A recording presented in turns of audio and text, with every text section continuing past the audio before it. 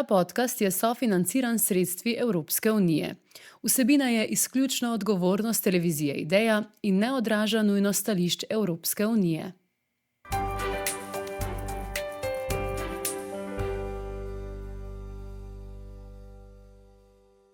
Danes odpiramo temo, ki kaže na to, da lahko kmetija pomeni veliko več kot samo pridelavo hrane.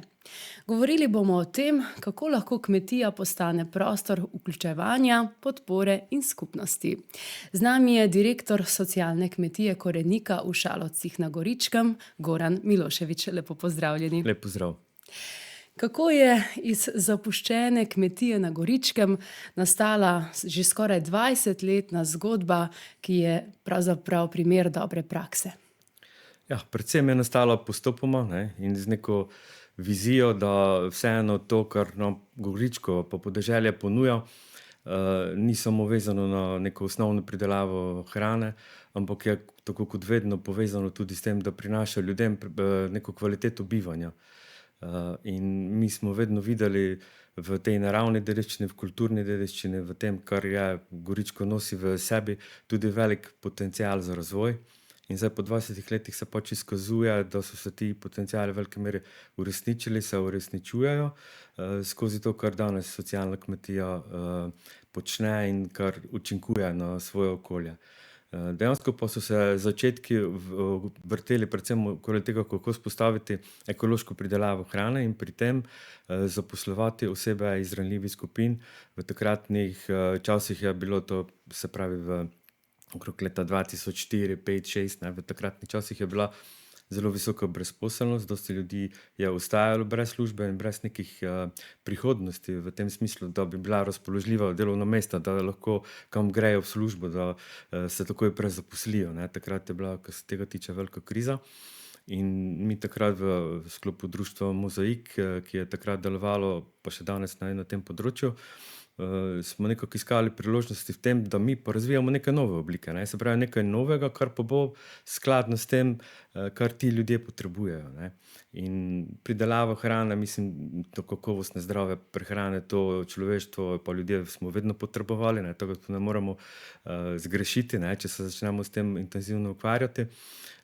Pa seveda tudi delo, zaposlitev in pa delovna vključenost je ena izmed osnovnih temeljev, ki daje človeku neko vrednost, neko samozavest, pozitivno samopodobo. In to dvoje smo nekako začeli združevati.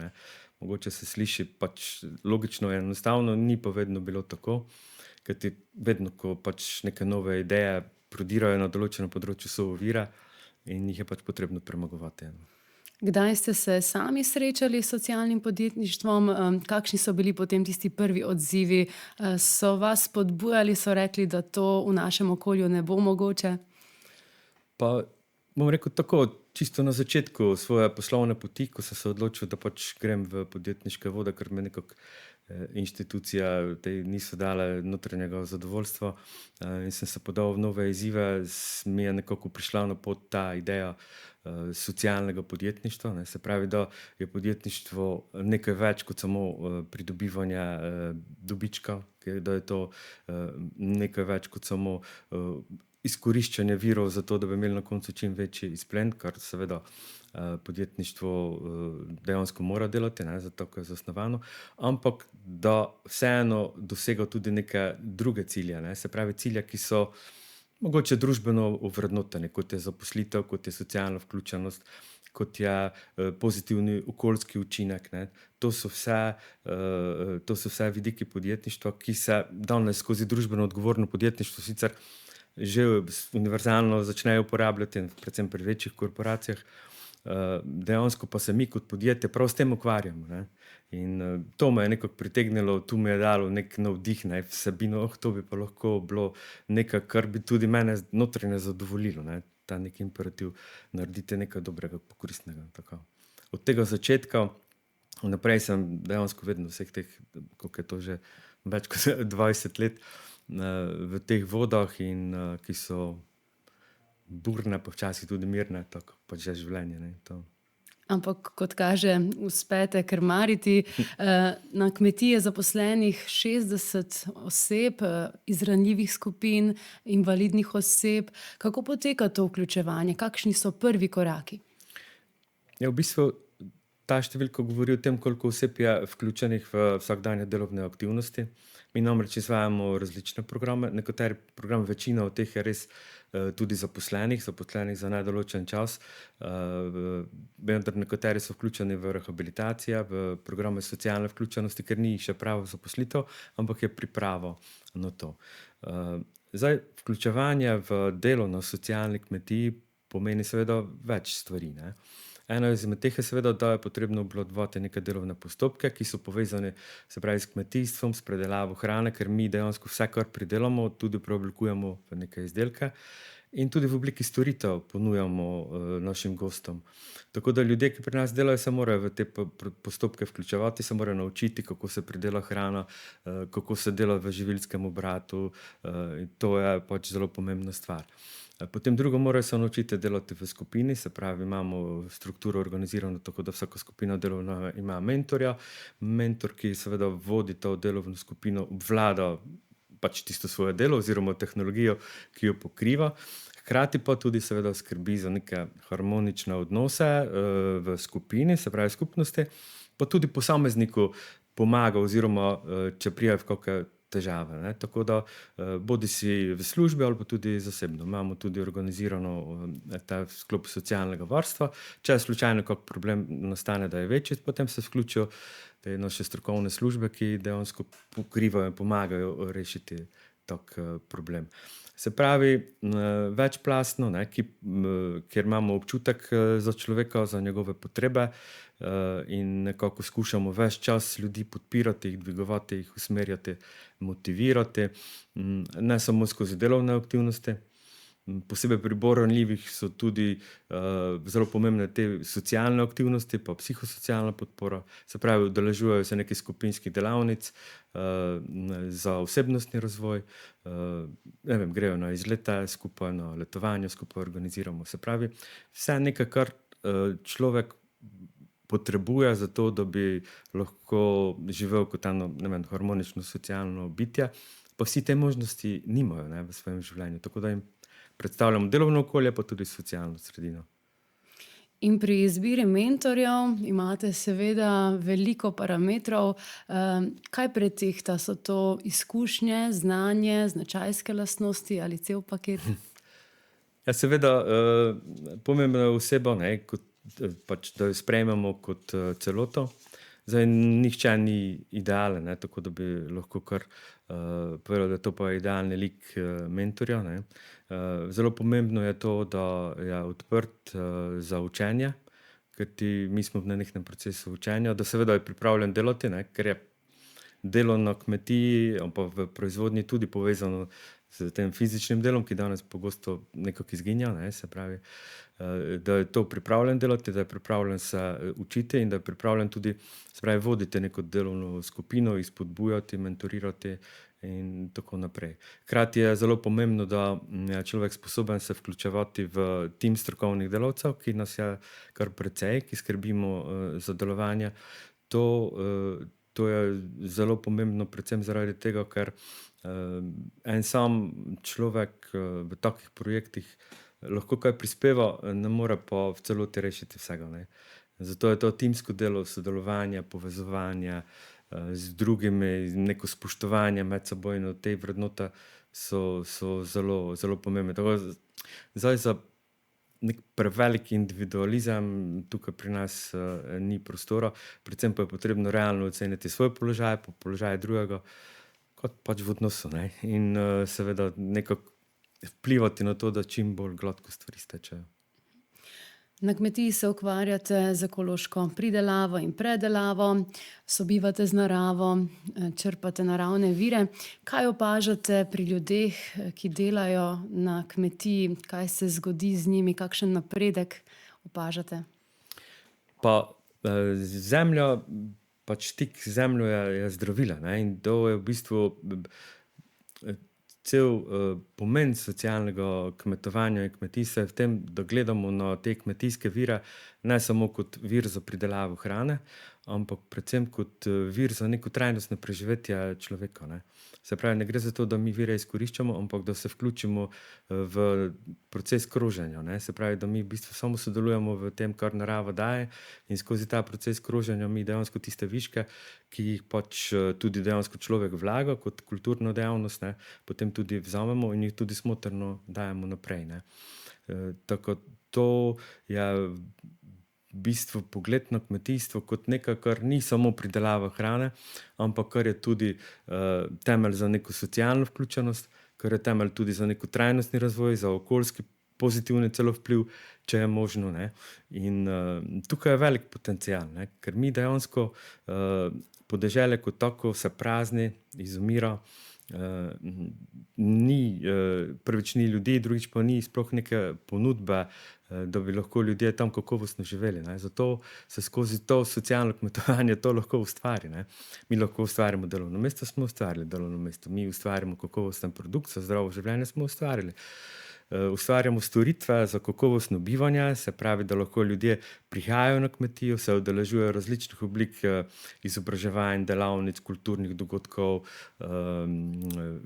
ne vem, fizioterapij, pohodništva, skupnega druženja, kar prinaša eno kvaliteto življenja, in to je pač ta naš učinek, to je socialna kmetija, ne, dejansko. Izdelki, produkti so en del, ki dajo celo smisel, ostalo je pa cel ta spekter storitev, aktivnosti, dogajanja, ki potem v podeželju prinaša v neko novo perspektivo, ne. In dejansko so neki potem nadaljevanja te vizije, so neki terapevtski programi, ne, se pravi, ne samo podeželje, še bolj mesto mogoče rabi terapijo z zemljo, ne, se pravi, rabi stik nazaj s prvobitnim, stik s tradicijo, stik z ljudmi, ki so preprosti, vse to potem odmik od tega digitalnega sveta, ne, ker v bistvu je človek vseeno človek zemlja, stika z naravo, ne. Tako tu so ogromni potenciali, ne samo za ljudi, ki tukaj živijo, ampak tudi v oblikovanju nekih ponudbe. In to se dogaja na primer v razvitejših okoljih, primer Skandinavija, Nizozemska, tudi v Italiji, na primer, zelo dosti takih programov in storitev in podeželje znova zaživi, ne, na ta način. Postaja tisto svojo kakovost, kvaliteto, ki jo ima, evo, tu imamo mi to, ne, nasproti mestu imamo mi to, kar vi nimate, ne. Ker zdaj je tukaj še vedno ta tok, ko grejo ljudje ven, ne. Ampak se tudi počasi obrača in se vračajo, ne, tako. Tukaj mi stojimo pripravljeni, ne, da jih pričakamo. Pri vas se zaposlijo težje zaposljive osebe, tudi odvisniki, morda tisti, ki so bili v kakšnem podjetju, ki je šlo v stečaj. Kakšne zgodbe so za temi osebami? Ja, to je ogromno nekih osebnih zgodb, večina je srečnih zgodb, ne, bi rekel tako, zato ker dejansko ljudje, ki prihajajo k nam, oziroma ko so vsaj v začetku prihajali k nam, so vedno prihajali iz neke krize, ne. To, kar je prineslo stečaj podjetja Mura, na primer, je bilo zelo ogromno oseb, ki so takrat po, ne vem, 30 letih ali pa 25 letih delovne dobe v neki tehnologiji, ki je več ni, oziroma pri nas, ostali brez vsega, ne. In dejansko so tukaj dobili neko novo priložnost, da se vključijo v dejavnosti, kjer jih obvladajo, kjer lahko delajo, ne. In tukaj imamo zelo uspešne primere ljudi, ki so danes eni iz vodilnih mentorjev na kmetiji, ki so prišli skozi to izkušnjo, ne, popolnega kolapsa, ki se je takrat zgodil, ne. Potem imamo na drugi strani primere zdravljenih odvisnikov, ne. Tudi tukaj je potrebna pač absolutno kompletna resocializacija, ne, ko se to zgodi, ko pride do takih skrajnosti, ne. In mi dejansko ne samo, da ponudimo zaposlitev in delo, ampak ponudimo celo nov socialni krog, ne.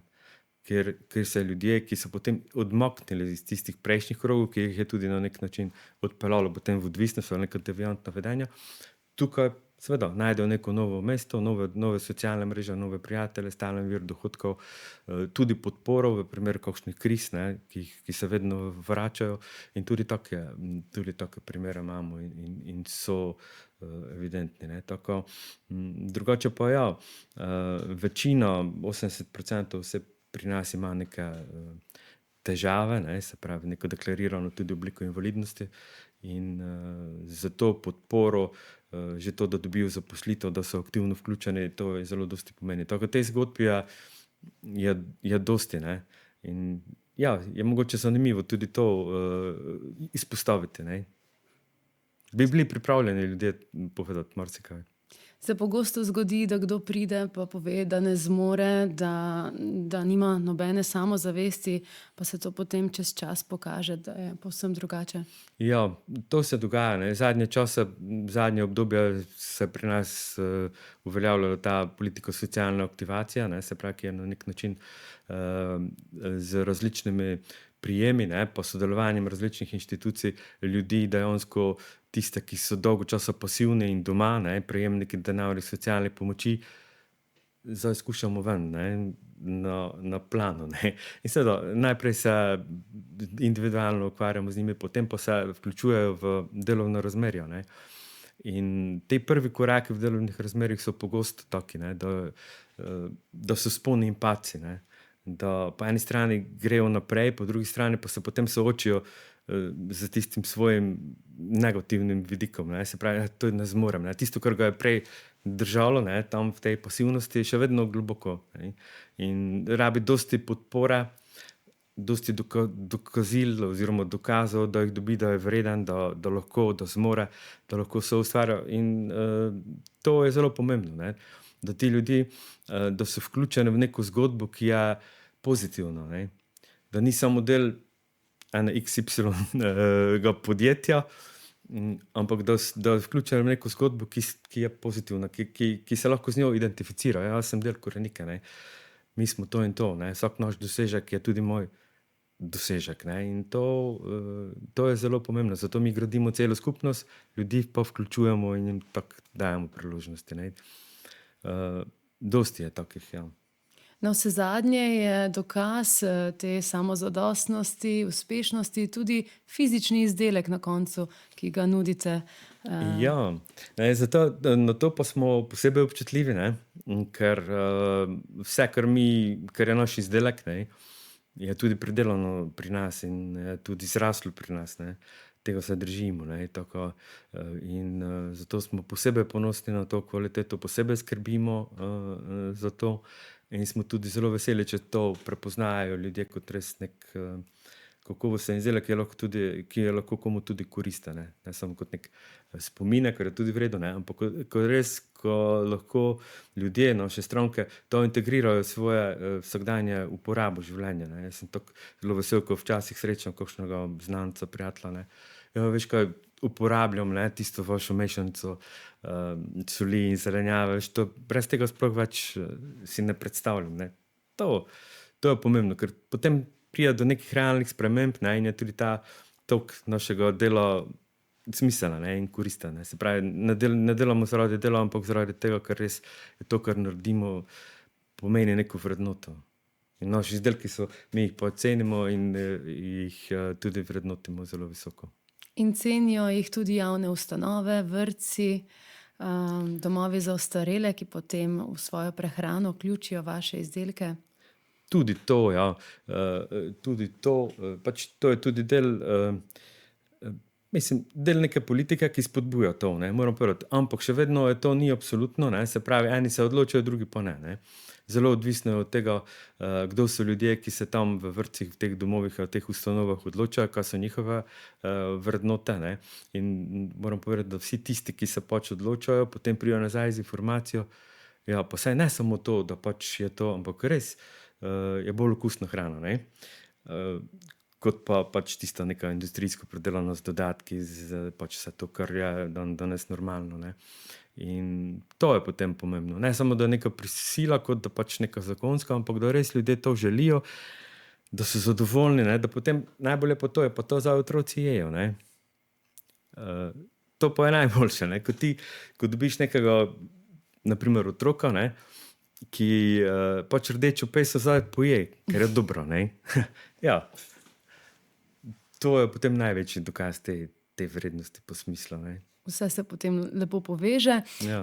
Na nek način ste revitalizirali ta del podeželja v Šalovcih na Goričkem. Kaj opažate pri domačinih, širše v vasi, kako se je tam morda spremenilo življenje zaradi Korenike? Pa v teh 20 letih se je življenje pač zelo spremenilo, ne. Zdaj upam si trditi, da delamo tudi zaradi nas, ne. Čisto konkretno, pri nas deluje enota večgeneracijskega centra, ki na tedenski ravni organizira kar nekaj dogodkov in, s katerih se pač ljudje udeležujejo, ne. Imamo tudi, pevsko skupino, potem, skupaj pohodništvo, občasno tudi, te delavnice osebnostne rasti, tako da se je v bistvu prek dejavnosti naših strokovnih sodelavcev, oblikovala neka podporna skupina, ne, kar je zanimivo, ne. Ljudje so sicer živeli v isti vasi, ampak niso bili na tak način povezani, ne. Kot ko so začeli prihajati k nam in so tam neke nove vsebine začeli deliti medsebojno, so se bolj spoznali in potem, to presegalo, ne, samo tisto druženje tam. Potem se to razširi tudi na, pač vsakdanje življenje in s tem se krepi ta skupnost, ne. To neko spremembo, smo naredili. Potem dobro sodelujemo z občino, pa tudi z zavodi, ki na tem področju, delujejo. Tako da zdaj skupaj tudi, ravno poteka najnovejši projekt, ko v naši soseščini dela enota doma za starejše, dom starejših Lendava. To je tudi en tak, bistveni premik, ne, za tisto okolje in za vse nas izziv, kako to harmonično vpeljati, ne, tako da bo to neka celostna ponudba kvalitetnih storitev za dolgotrajno oskrbo, ne. To je taka aktualna tema, ne. Dejansko pa mi na tem že dolgo časa delamo. To je to, ne. Če bomo mi imeli skupnost, ne, ki bo delovala, ki bo funkcionirala, ko se bodo ljudje medsebojno podpirali znotraj družine, pa tudi širše, potem je to dolgotrajna oskrba, ne. Ni treba, saj je pomembno, da seveda so sredstva, pa da so ustanove, pa da to deluje, ne, ampak najbolj pomemben vidik je to, da so ljudje povezani, da je da je drugemu za drugega mar, ne. Da pač pristopi, ko je potrebna pomoč in te stvari mi nekako se spodbujamo, ne. In to je dolgoročni učinek, tako, pa še imamo kakšno idejo za prihodnost. Povezovanje je vsekakor rešitev in moč. Kot vodja imate veliko odgovornosti, veliko izzivov. Goričko je specifično, že sami ste omenili staranje, odseljevanje, oddaljenost storitev virov. Kaj vam osebno predstavlja tisti najtežji izziv? Pa ne vem, meni se zdi, da je ta neki, prelom med generacijami, ne, da ne bi rad, posploševal, ne, ampak se mi zdi, da ravno se dogaja neki tak fazni zamik, ne, da te, nekatere mlajše generacije, se malo odmikajo od teh vrednot, ne. Da raje gledajo drugam, ne, mogoče glih v tej fazi, ko je izseljevanje s tem povezano, ne, se pravi, ja, jaz sem od tam, samo delam pa tam, živim tam, ne, prihajam domov k staršem ali pa k starim staršem, drugače v moje življenje ni toliko s tem povezano, ne. Tako se mi zdi, da je zelo pomembno, da to okolje postane, neko okolje, ki bo tudi za mlade privlačno, ne, kjer bodo tudi, lahko, oni mlajše generacije našli neko trajno temelj za bivanje, za druženje, za življenje, ne. Zdaj, kaj je za to treba narediti, vsega ne vem, ne. Dejansko so te povezave infrastrukturne zelo pomembne, dostopnost, do služb, tej transport, ne, to je zelo pomembno. Predvsem pa to, kar mi delamo, da tam ustvarjamo na lokalnem področju, ne, neke priložnosti, da potem ljudje lahko kvalitetno živijo. To lahko mi naredimo, ne. Tako jaz bi predvsem videl v tem, kako nazaj zbuditi to, pa ne bi rad zvenel, zdaj sem se že postaral malo, pa ne, pač začnem na tak način razmišljati, ne. Fajn je, ne, da pač kot mladi ljudje iščejo pa, ne, ampak, vseeno, da Goričko ostane kvalitetno za življenje tudi mladih, ja. Morda bi bilo dobro, če bi na podeželju ponudili kakšne ugodnejše pogoje za ustvarjanje doma, morda zapuščene kmetije ponujali po kakšni ugodni ceni, da bi si lahko ustvarili dom. Ja, to To se je, na primer, za čisto konkretno je to dobra ideja, ne, rešitev. Tudi za moje pojme zelo enostavno bi bilo te kompleksna razvojna sredstva, ki so razdeliti, ne, in bi bil tudi učinek, ne, ker pač pri nas se s tem preveč komplicira, ne. Drugače pa samo gremo čez mejo na Madžarsko, ne, v Porabje pa tudi in to, veste, jaz sem dolgo časa zdaj že tam, ne, pa vem, kako je bilo, pa kako je zdaj, ne. Oni so dejansko imeli čisto drug pristop, pa ne, da bi zdaj preveč hvalil to, ampak ta del je zelo, zelo uspel, ne. Dejansko so revitalizirali, dejansko so ljudem omogočili pač sredstva za to, da so si ustvarili dom, ali pa tudi, če ne dom, pa mogoče drugi dom, ne, ampak po učinku se vidi, ne, da je ta pristop veliko boljši, ne. Ne vem, po moje bi bilo potrebno več dajati na to, da enostavno ljudem zaupamo, organizacijam, ki tukaj delajo, ljudem, posameznikom, da jim zaupajo, da si kreirajo svoj razvoj, ne pa samo prek razvojnih ustanov, ne, zdaj pa oni vejo vse, pa velike investicije delajo, pa vse javno in v ustanova, pa ne vem. Pomembno je to, samo po moje bi več morali spodbujati ta lokalni interes. Če sva že pri investicijah, pri sredstvih, v svojo kmetijo vključujete tudi skupno kmetijsko politiko. Kako se potem v praksi pokaže, da evropska politika podpira socialne razsežnosti kmetijstva? Pa zaenkrat se kaže predvsem posredno, ne, in v manjši meri. In je predvsem potrebno eno spretnost, ne, tisti, ki se s tem ukvarjajo, da te instrumente prevedejo, ne. Zdaj, meni se zdi, da je zelo pomembno, da skozi lokalno akcijsko skupino, ne, ki pač realizira neko lokalno strategijo, ne, to kot je Las Goričko ali pa tudi pač Las pri dobrih ljudeh, da so te dimenzije vključene, ne. Se pravi, da je možno skozi te instrumente, ki so na voljo v teh razvojnih programih, ne, da je možno takšne aktivnosti spodbujati, ne. Kot so neke skupnostne prostore, prostori za rekreacijo, razvoj podpornih storitev na podeželju, socialno-varstvenih storitev in take stvari, to je možno, ne, in je tudi mogoče smiselno. Drugače pa skozi program je nekaj sredstev namenjenih za diverzifikacijo dejavnosti, se pravi, da, tako sem že prej govoril, kmetija izvaja kot dopolnilno dejavnost tudi dejavnosti, ki imajo poudarjeno socialne učinke, ne.